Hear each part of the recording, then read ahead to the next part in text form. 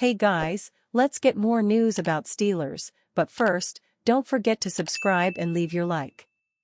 ESPN analyst names two Steelers rookies as immediate impact players.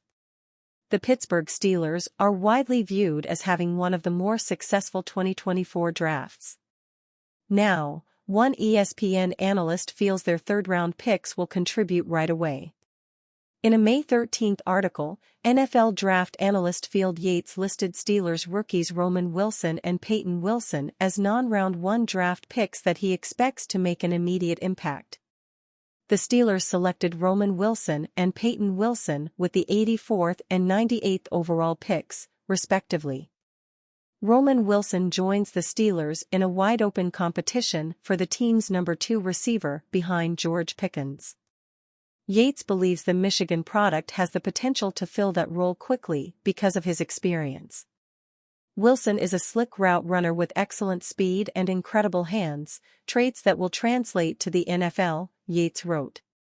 He has the lateral agility and suddenness to play a starting slot role right away, something the Steelers need as they reshape their receiver room after the Deontay Johnson trade. Pittsburgh's well-established track record of getting the most out of second- and third-round receivers makes me feel that much more confident Wilson will be a quality pro. He caught 12 TDs in 2023 and averaged 16 yards per catch over 4 seasons at Michigan. Roman Wilson spoke to reporters in Pittsburgh on May 11 at Steelers rookie minicamp. He said he's aware of the Steelers' reputation for finding high-quality receivers outside of the first round. For me, it means a lot, he said, via the team's YouTube page. A lot of great guys who have been drafted here and played receiver. It just means a lot for me to be mentioned in that group of guys already. Following a career season at North Carolina State, linebacker Peyton Wilson slid to the Steelers late in the third round. According to an April 26 report from NFL Network's Ian Rappaport, teams were concerned over a significant history with injuries. First off, he has a multitude of injuries, Rappaport said, via Sports Illustrated. First, there's a left shoulder injury that was operated on. It was not a great operation. That certainly is a lingering injury. But that's actually not the worst of it. He has torn his ACL twice, and my understanding, after talking to several sources, is that one of his knees does not have an ACL. It does not have an ACL. Peyton Wilson downplayed any injury concerns during Steelers rookie minicamp on May 10. I've had a revision on my ACL, that the graft, it looks a little different, he said, via the team's YouTube page. I definitely have something in there. I wouldn't be able to run around and cut the way that I do or move the way that I do, so I think a lot of it's kind of just hearsay. At the end of the day, I've been playing for 5 or 6 years, just perfectly fine. Yates is among those who believe the 2023 Bednarik Award winner could be a steal if he remains healthy. One of my favorite players to study in this entire class lasted until the final few picks of the third round because of medical concerns. He had knee and shoulder injuries in college, but Pittsburgh could reap major rewards, Yates wrote. Wilson has great speed and versatility, as he can be an instant starter at inside linebacker, alongside Patrick Queen, and also rush off the edge in obvious passing situations. There's not much in the linebacker playbook that he can't handle. In 2023, Peyton Wilson made 138 tackles for NC State, adding 6 sacks and 3 interceptions.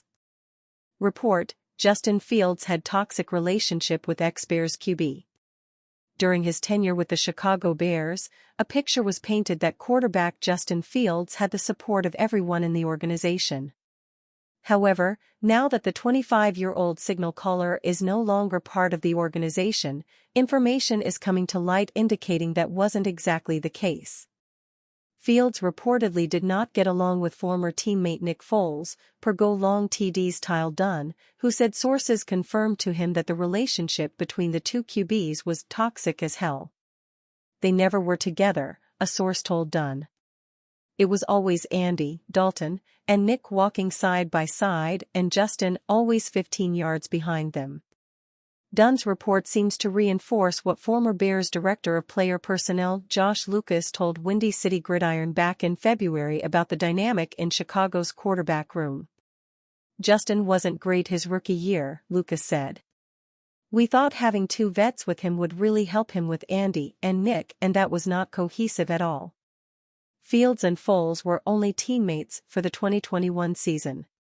The former went 2-8 as the starter with 1,870 yards, 7 touchdowns, and 10 interceptions, while the latter was 1-0 and threw for 250 yards and a touchdown while serving as the third-string QB behind Dalton. Foles was released in May 2022 as the Bears transitioned Fields into the full-time starter. It's not known if the bitterness between Fields and Foles was a factor in his release. "There were several arguments amongst the QBs," Dunn wrote. Once, per one source, Foles was trying to teach something to Fields in the QB room and, upon turning toward the rookie, Foles realized Fields wasn't even paying attention. His head was down. At that point, Foles was done trying to play mentor. The two could not stand each other. Around the building, one source says, "You cut the tension with a knife." The Bears brought in Trevor Siemian, Nathan Peterman and Tim Boyle to back up Fields in 2022 while Foles signed a 2-year contract with the Indianapolis Colts. Fields is now with the Pittsburgh Steelers while Foles was released by the Colts in May 2023 and is currently unsigned. Broncos reporter, Courtland Sutton, could be trade candidate. The Pittsburgh Steelers will more than likely add another wide receiver at some point in the months leading up to the 2024 season. Their unit has a bunch of competition for depth and rotational players, but they are lacking an outside option opposite George Pickens.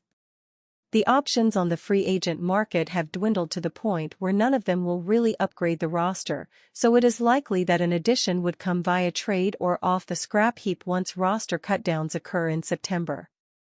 One logical option could be Denver Broncos Wr. Courtland Sutton.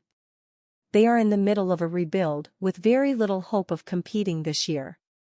Sutton caught passes from Russell Wilson for the last 2 seasons, and Zach Gazani, the WR's coach in Pittsburgh, worked with Sutton in Denver for the first 5 seasons of his career. A lot of dots can be connected to Sutton as a possible trade candidate. He also held out of the first voluntary workouts and reportedly requested a new contract, which is a pressure point that could play into a possible trade scenario.